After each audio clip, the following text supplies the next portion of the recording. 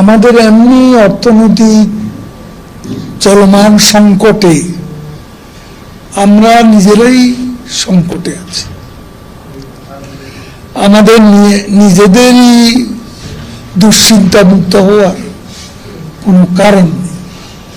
সেখানে এতগুলো 11-12 লাখ রোহিঙ্গা যাদের সন্তান সন্ততি হয়ে সংখ্যা বাড়ছে, এই বোঝাটা আমাদের জন্য একটা বাড়তি চাপ দু একবার লঙ্ঘন করেছিল। তারপরে আমরা কিন্তু তখন প্রধানমন্ত্রীর নির্দেশে ধৈর্য ধরেছিলাম এবং সেই অবস্থাটার আর বেশি দূর এগোয়নি। যদিও রোহিঙ্গা সমস্যাটা আমাদের উপর জেঁকে বসেছে এবং আজকে দুনিয়ার বিভিন্ন সংস্থা, বড় বড় দেশগুলো তারা আমাদের প্রশংসা করে, লিপ সার্ভিস দেয়, কিন্তু এই রোহিঙ্গাদের পুনর্বাসনে তাদের জন্য যে সাহায্যের পরিমাণটা ছিল সেটাও কিন্তু অনেক কমে গেছে। আমাদের এমনি অর্থনৈতিক চলমান সংকটে আমরা নিজেরাই সংকটে আছি।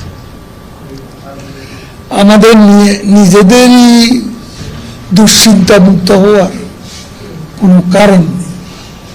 সেখানে এতগুলো 11-12 লাখ রোহিঙ্গা যাদের সন্তান সন্ততি হয়ে সংখ্যা বাড়ছে, এই বোঝাটা আমাদের জন্য একটা বাড়তি চাপ সৃষ্টি করে আছে।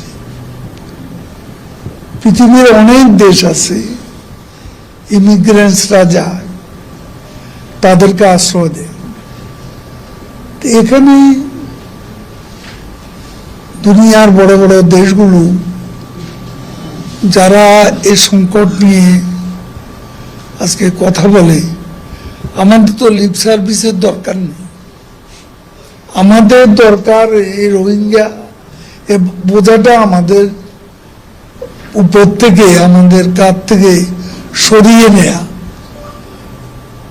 এবং এটা আমরা সার্বিকভাবে আমরা চেষ্টা চালিয়ে যাচ্ছি। সবার কাছে আমাদের প্রধানমন্ত্রী যেখানেই যান সেখানেই সর্বাগ্রে তিনি রোহিঙ্গা প্রসঙ্গটা উত্থাপন করেন এবং আজকের বিশ্বে এটা অত্যন্ত দুঃখজনক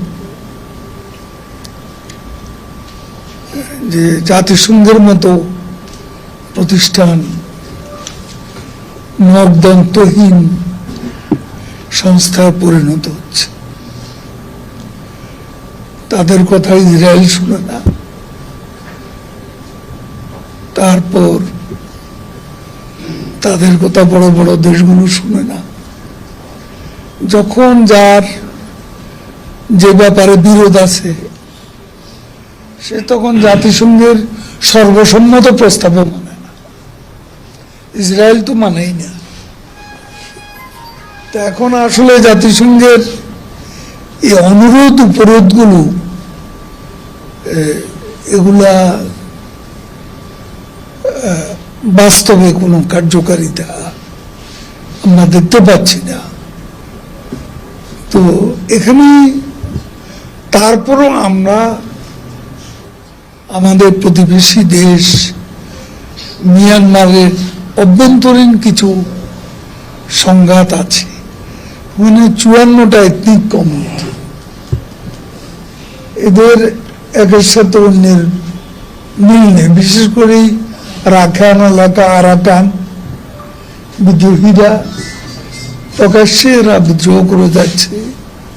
কাজে ওদের আভ্যন্তরীণ সংঘাতটার জন্য আমরা যদি সাফার করি সেটা হবে অত্যন্ত দুর্ভাগ্যজনক।